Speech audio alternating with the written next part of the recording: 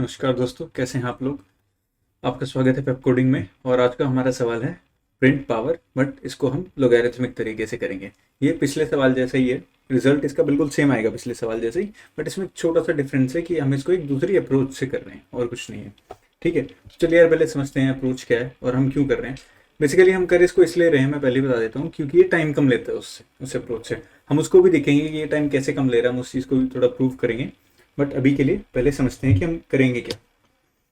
हमारा क्वेश्चन क्या है यार, हमें वही बात है, हमने पिछले क्वेश्चन में किया ही है। तो हमें एक फंक्शन चाहिए जिसमें मैं x पास करूंगा और n पास करूंगा कि यार मुझे x और n, मुझे रिजल्ट में x की पावर n ये चाहिए, इसका रिजल्ट चाहिए। ठीक है, कि x की पावर n क्या होगी।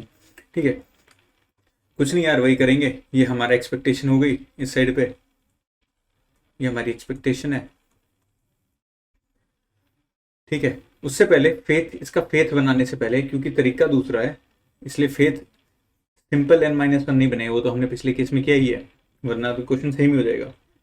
ठीक है, इसका फेथ भी दूसरा बनेगा और इसका इधर फेथ बनाएंगे। पहले समझ लेते हैं कि बताना क्या चाहता हूँ मैं। ठीक है, जैसे कि कोई भी है, जैसे कि x रेज टू पावर 18 है, इसको मैं ऐसे भी तो लिख सकता हूँ ना यार, x raise to power 9 into X raise to power 9, multiply कह लो, इंटू कह लो। ठीक है, अगर आप इन्हें सॉल्व करके देखते हैं तो ये क्या होता है, अगर नीचे वेरिएबल सेम है, ऊपर पावर डिफरेंट है या सेम भी है, नीचे सेम वेरिएबल है, वो मल्टीप्लाई हो रहा है अलग अलग पावर के साथ, तो क्या होती है, पावर प्लस हो जाती है ऐसे। तो ये ये 18 ही होगा, तो एक्स रेज टू पावर 18 ही हो जाएगा ये। ठीक है, ऐसे। तो इस एक्स को मैं ऐसे भी लिख सकता हूँ। तो बेसिकली मैं ये कह सकता हूँ कि एक्स की पावर एन मेरी एक्स की power N by two into X की पावर एन बाई टू इसके बराबर है। लेकिन हम यार यहाँ पे ना इंटीजर्स की बात कर रहे हैं। अगर मैं यहाँ इंटीजर्स की बात कर रहा हूँ और इंटीजर में ना हाफ पॉइंट्स जो होता है ना, वो डेसिमल वो जीरो हो जाएगा। यानी कि अगर मैं 7 को 2 से डिवाइड करता हूँ तो वो 3 आएगा, 3.5 नहीं आता, 3 आएगा। और इस केस में भी क्या होगा कि अगर मैं यहाँ पे x की पावर 17 ले लेता हूँ, उसको अगर मैं x की पावर 17 को हाफ करता हूँ मैं, तो मुझे यहाँ पे अब 17 का हाफ क्या होगा, 17 का हाफ 18 का हाफ 9 था, 17 का हाफ 8 मिलेगा, तो x की पावर 8 इंटू एक्स की पावर 8 मिलेगा। जिन दोनों को अगर मैं प्लस करूंगा तो ये x की पावर 8 प्लस 8 16 बनाएंगे, लेकिन मुझे चाहिए था 17। यानी कि अगर पावर मेरी ऑड है तो मेरे पास एक एक्स कम आ रहा है, उस केस में मुझे एक एक्स से और मल्टीप्लाई करना पड़ेगा। उस केस में मुझे यहाँ पे एक एक्स से और मल्टीप्लाई करना पड़ेगा।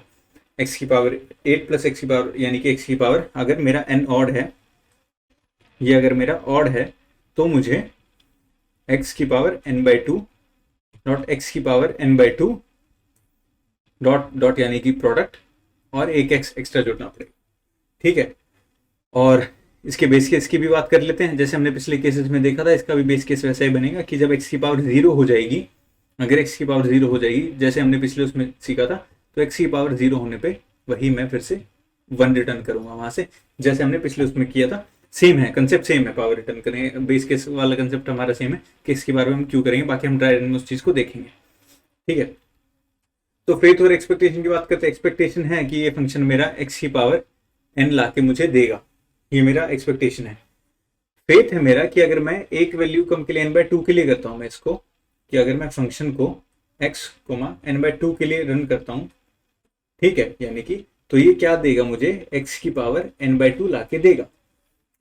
अब इस फेथ को इस एक्सपेक्टेशन से मीट कराना है, इसमें जो गैप है हमें वो फिल करना है, इन दोनों को हमें मीट कराना है। इसमें एक थोड़ा सा गैप है, ये आंसर इससे डिफर कर रहा है, हमें इसको सेम बनाने के लिए क्या करना पड़ेगा, एक्स की पावर एन बाई टू हमारे पास है, यानी कि मैंने इस फंक्शन से, इस फंक्शन के अंदर अगर मैंने इस फंक्शन को कॉल किया, इस वाले फंक्शन को मैं यहाँ पे कॉल करता हूँ, तो ये मुझे क्या लाके देगा, एक्स की पावर एन बाई टू इसने मुझे लाके दी। इस एक्स की पावर एन बाई टू को एक्स की पावर एन बनाने के लिए मुझे क्या करना पड़ेगा, एक और एक्स की पावर एन बाई टू से मल्टीप्लाई करना पड़ेगा। और जैसे कि अभी मैंने बताया था, ये चीज भी किस बात पे डिपेंड करेगी, ये चीज भी इस बात पे डिपेंड करेगी कि मेरा जो एन है वो ऑड है या इवन है।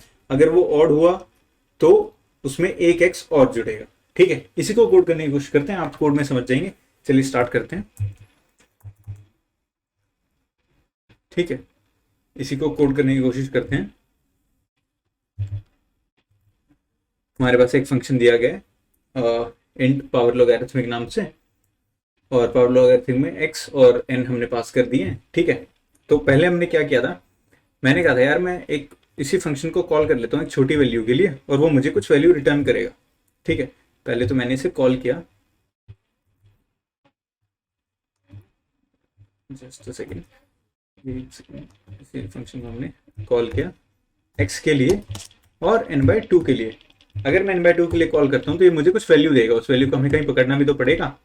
मैंने एक वेरिएबल बना लिया int let's say half p equal to, ठीक है, half p equal to power logarithmic n/2 से ये देगा मुझे लाके। ठीक है, अब ये इसने मुझे लाके दे दिया हाफ p के अंदर, हाफ p के अंदर इसने मुझे x raise to power n/2 लाके दिया है, लेकिन अब मुझे उसमें उसको अपना फाइनल आंसर बनाने के लिए, आप ये देखिए, मुझे फाइनल आंसर बनाने के लिए इसमें x raise to power n/2 और जोड़ना पड़ रहा था, यानी कि यही मेरी जो वैल्यू थी हाफ p, ये जो मुझे लाके दिया गया है, ये हाफ p मेरा basically x raise to power n/2 है। इसको मुझे 2 बार मल्टीप्लाई करना पड़ेगा, खुद से ही मल्टीप्लाई करना पड़ेगा ताकि x raise to power n बन सके। ठीक है, लेकिन उससे भी पहले हमें ये चेक करना पड़ेगा कि n इस केस में ऑड है या इवन है। अगर इवन है तो ऐसे की ऐसे हो जाएगा, अगर ऑड है तो एक x को और मल्टीप्लाई करना पड़ेगा। ठीक है, चलिए करते हैं। इसके बाद हम कंडीशन चेक करेंगे, इफ, फुल स्क्रीन कर लेते हैं, इफ, अब ऑड इवन चेक करने के लिए मैं क्या करूंगा, n 2 से इसका मॉड्यूलस देखेंगे हम, इक्वल टू 0। इस केस में ये इवन है, अगर इवन है तो हम कुछ नहीं करेंगे, रिटर्न, क्योंकि हमें इस फंक्शन से आंसर भी रिटर्न कराना है, return half p into half p।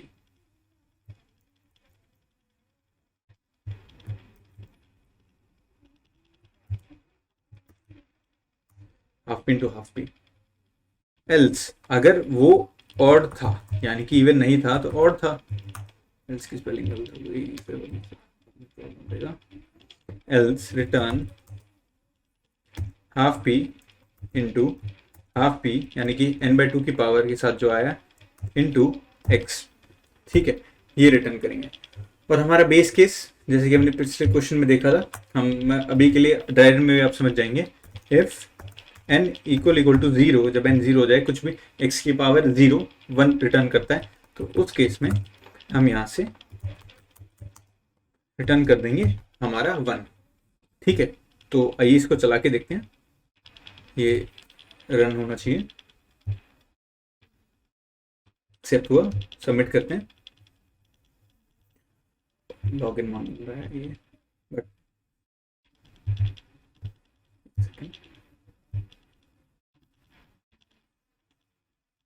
ये सबमिट हो चुका है। ठीक है, तो आपने देखा यार कि ये वर्क करता है। ठीक है, अब इसका एक बार ट्राई रन भी करके देख लेते हैं हम, जैसे कि हम हर क्वेश्चन करते हैं बेटर अंडरस्टैंडिंग के लिए।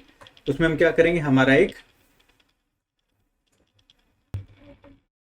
हम अपना एक स्टैक बना लेते हैं। ठीक है, इसके लिए हम एक स्टैक बनाते हैं। हमारे बार देखते हैं कि हम एक स्टैक बनाते हैं और उस स्टैक को फिल करते हैं। स्टैक में हमारे फंक्शंस जाएंगे, जो भी फंक्शंस हमारे कॉल होते हैं वो बेसिकली मेन मेमोरी में जाते हैं। ये मेन मेमोरी में हमारा स्टैक है।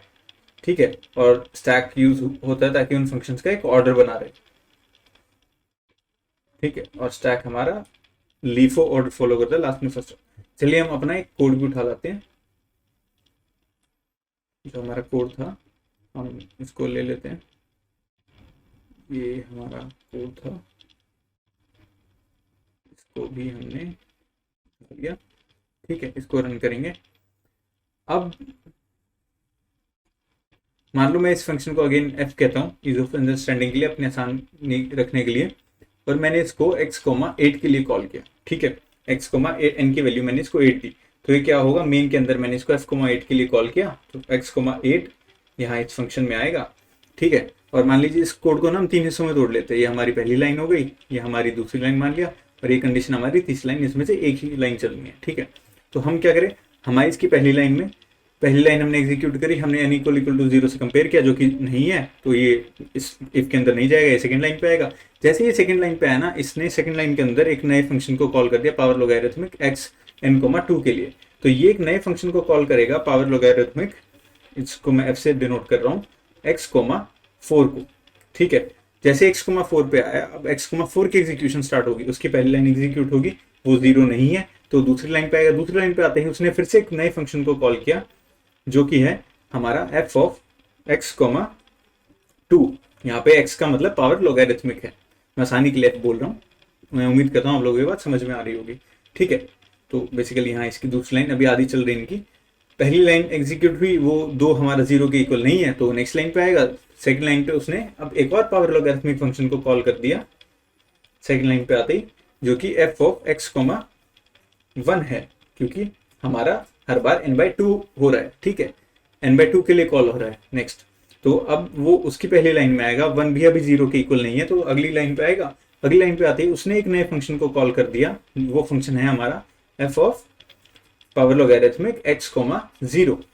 अब 0 पे आया, अब ये इसकी पहली लाइन रन करेगा। पहली लाइन रन करते ही ये कंडीशन इसकी मीट हो जाएगी, n = 0 हुआ, ये कंडीशन मीट हो गई, तो वो यहीं से रिटर्न 1 कर देगा और बाकी के सेकंड और थर्ड लाइन पे जाएगा ही नहीं, क्योंकि उसने पहले रिटर्न स्टेटमेंट लिख दिया। उसने लिख दिया कि भाई मुझे आगे जाना ही नहीं, तो यहाँ से क्या रिटर्न करेगा, 1 वैल्यू रिटर्न करेगा।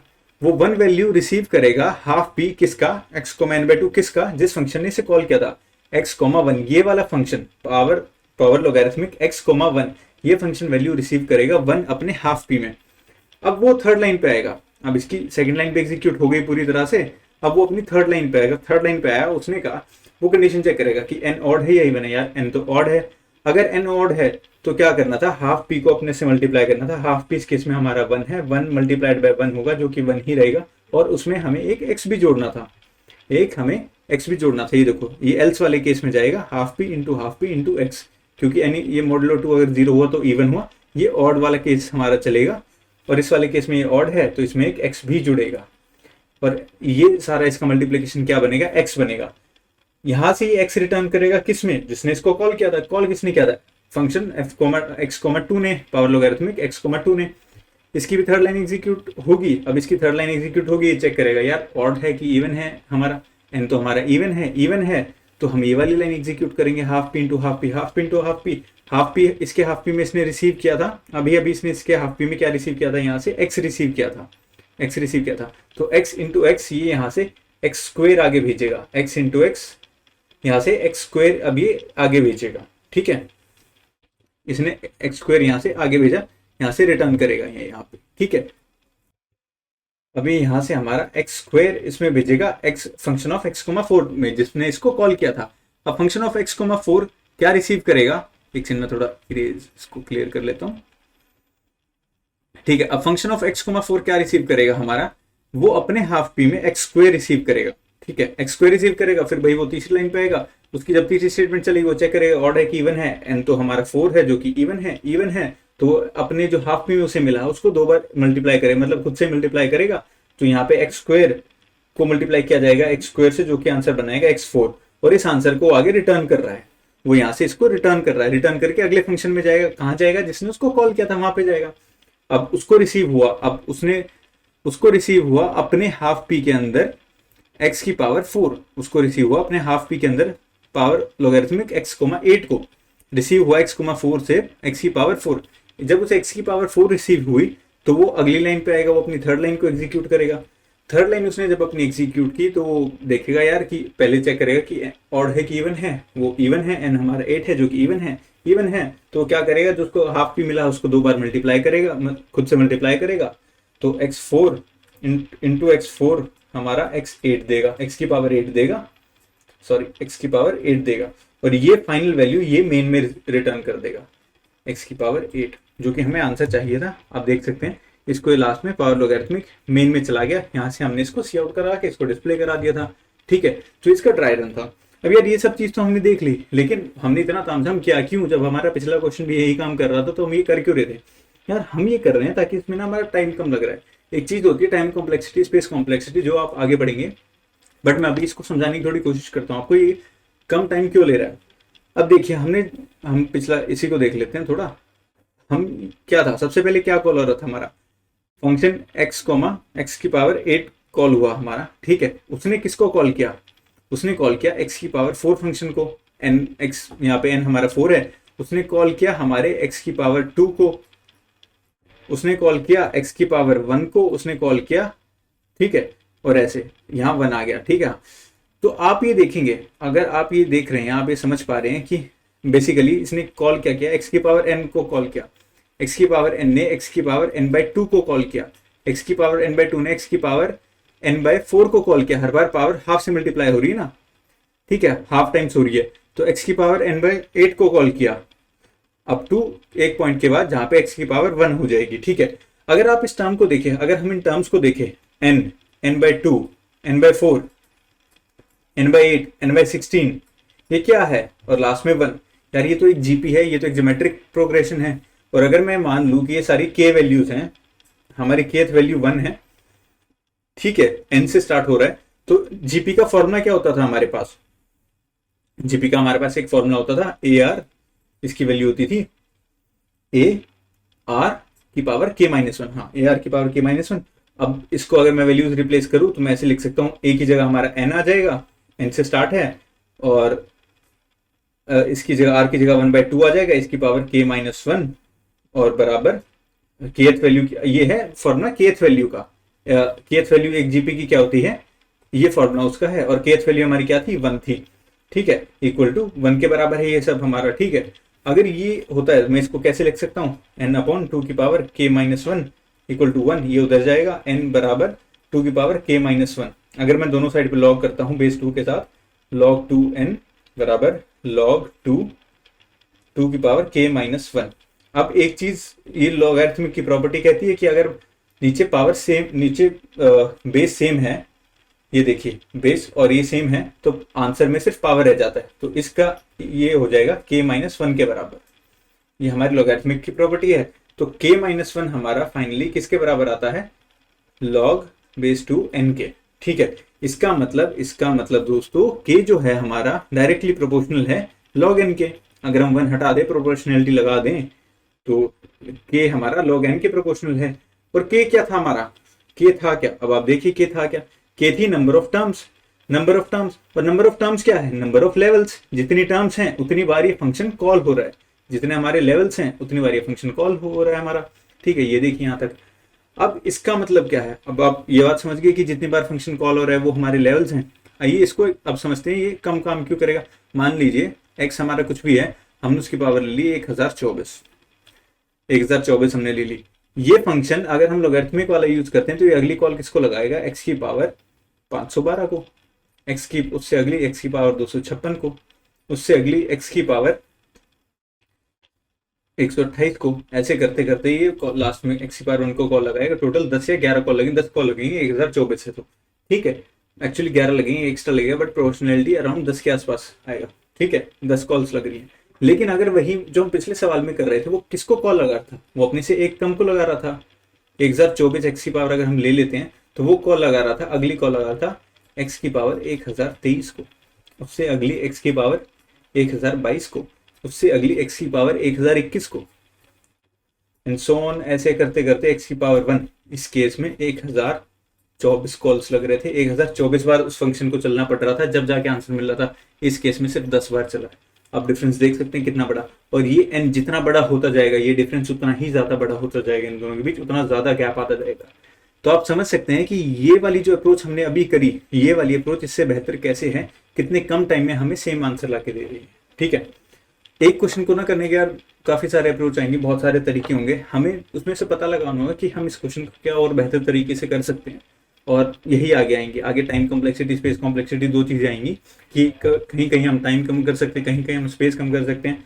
अपना दिमाग लगा के बेटर अप्रोच लिख के, कभी कभार ऐसा होगा या तो हम स्पेस ज्यादा यूज कर सकते हैं या टाइम ज्यादा यूज कर सकते हैं, उस केस में हम टाइम को चुनते हैं, क्योंकि हमारी आज की दुनिया में टाइम की कीमत है यार। स्पेस तो हमारे पास बहुत है, टेराबाइट्स ऑफ स्टोरेज पड़ी है हमारे पास, टाइम हमें टाइम इंपॉर्टेंट है, हमारी प्रोसेसिंग स्पीड हमें ज़्यादा यूटिलाइज करनी है, ठीक है। तो वही है ये, चलो आगे की चीज़ें हैं। मैं उम्मीद करता हूँ आज का क्वेश्चन आपको समझ में आया होगा, आपको समझ में आया होगा हमने क्यों एक नई अप्रोच निकाली एक ही क्वेश्चन को करने की, और आगे आप भी ऐसे एक ही क्वेश्चन को अलग अलग अप्रोचेस से करेंगे। मैं उम्मीद करता हूँ आपको मजा आया होगा, आपको ये अच्छा लगा होगा सेशन। अगर लगा है तो हमें फॉलो कीजिए, सब्सक्राइब कीजिए, दोस्तों के साथ शेयर कीजिए, उनके ज्ञान चक्षु खोलिए और मजे करिए। Peace out.